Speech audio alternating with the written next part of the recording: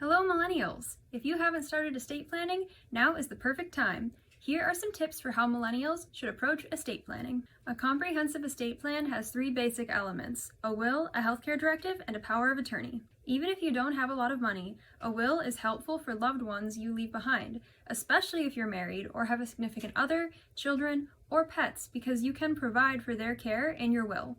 Additionally, you may name beneficiaries for your digital assets, such as online accounts, social media, and cryptocurrency.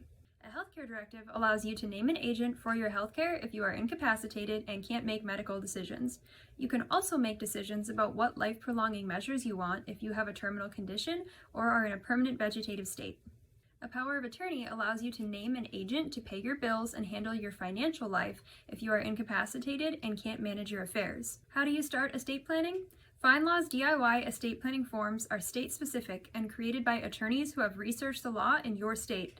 By completing a simple questionnaire, you can create a will and get detailed instructions for finalizing your document. Legal solutions start here.